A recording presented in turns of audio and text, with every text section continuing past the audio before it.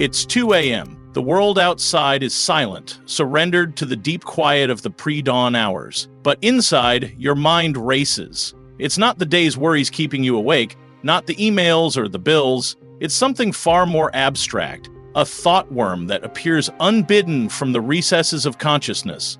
The grandfather paradox, that peculiar knot in the fabric of causality that snags the imagination, especially when the logical defenses are down.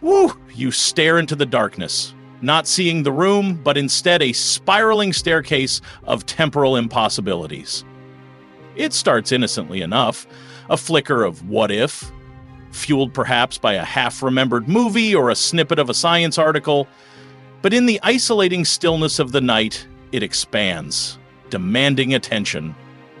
What exactly is this thought experiment that ties logicians, physicists, and late-night overthinkers in knots? The grandfather paradox isn't just a casual puzzle, it's a direct challenge to our understanding of cause and effect, a hypothetical scenario designed to expose the potential absurdities lurking within the concept of traveling back in time.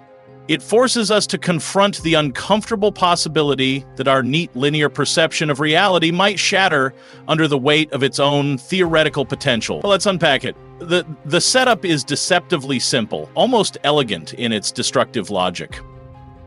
Imagine you possess a time machine. Your mission, driven by some inscrutable motive, is to travel into the past. Specifically, you target a time before your own parents were conceived. You locate your paternal grandfather when he was a young, unmarried man. According to the paradox's rules, you then perform an action that prevents him from ever meeting your grandmother. Perhaps you cause a fatal accident or subtly alter his life's path, ensuring he never fathers your parent. Mission accomplished. Logically, if your grandfather dies before fathering your parent, then your parent is never born. If your parent is never born, then you, the time traveler, can never be born. But if you were never born, how could you have traveled back in time in the first place to interfere with your grandfather? This creates an irreconcilable causal loop. Your successful intervention eliminates the necessary precondition, your own existence, for the intervention itself. It's not just a practical problem of temporal mechanics. It's a fundamental violation of logical consistency. If A, traveling back, causes B, prevents A, then the entire sequence self-destructs. This is the core of the dilemma. The scenario seems theoretically plausible step by step, yet the outcome negates the starting conditions. Faced with this logical impasse, physicists and philosophers haven't simply thrown up their hands. Several theoretical frameworks attempt to resolve the paradox, each with profound implications. One prominent idea is the Novikov Self-Consistency Principle, proposed by Russian physicist Igor Dmitrievich Novikov in the 1980s. It suggests that the laws of physics fundamentally forbid any action that would create a paradox. Essentially, if time travel to the past is possible, then events must conspire through probability zero events or subtle interventions to prevent the paradox from occurring. You might try to shoot your grandfather, but the gun jams, you slip on a banana peel, or you simply find yourself incapable of pulling the trigger. Causality protects itself. The timeline remains consistent. Another approach, popularized by Hugh Everett III's many worlds interpretation of quantum mechanics, posits that your arrival in the past causes the universe to split. In one timeline, you fail to kill your grandfather, and your history proceeds as you know it. In the newly created parallel universe, you succeed, preventing your counterpart's birth in that timeline, but your own existence, originating from the original timeline, remains unaffected.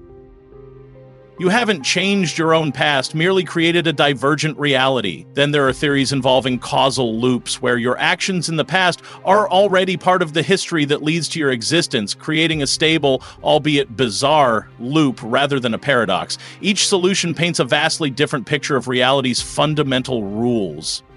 The grandfather paradox hasn't stayed confined to theoretical physics journals or late-night existential dread. It's a staple of science fiction, a narrative engine driving countless stories across film, television, and literature. Think of Marty McFly frantically trying to ensure his parents fall in love in Back to the Future after inadvertently disrupting their meeting.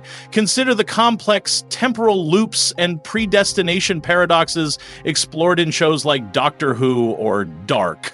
These narratives often play fast and loose with the proposed scientific solutions, sometimes embracing many worlds, other times leaning into self-consistency, or simply using the paradox as a dramatic device to explore themes of fate, free will, and consequence.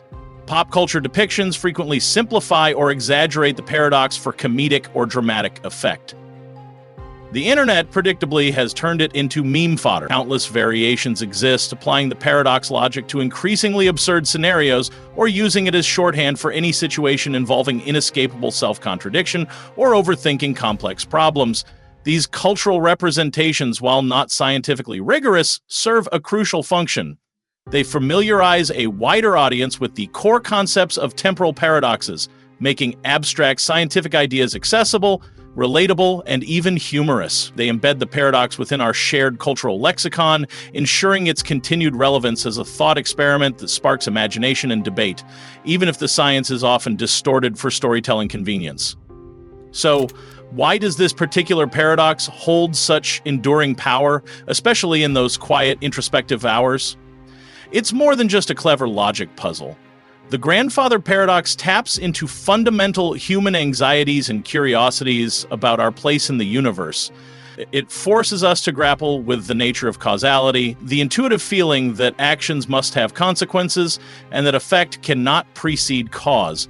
The paradox throws this intuition into chaos, suggesting scenarios where the foundational rules of reality might break down. It also touches upon deep questions of identity and existence. If your past could be altered, are you still you? What does it mean to exist if your very origin is contingent and potentially erasable? Furthermore, the paradox highlights the inherent limitations of our current understanding. It exists at the theoretical boundary where general relativity, describing gravity and large-scale structure, and quantum mechanics, governing the small scale, potentially clash, regimes where our most successful physical theories might need revision. Perhaps paradoxes like this aren't flaws in reality itself, but signals pointing towards a deeper yet undiscovered physics. Overthinking, the grandfather paradox at 2 a.m. isn't just idle speculation. It's an engagement with the profound mysteries of time, existence, and the limits of human knowledge. It reminds us that the universe may be far stranger and more complex than our everyday experience suggests. What other assumptions about reality might dissolve under scrutiny?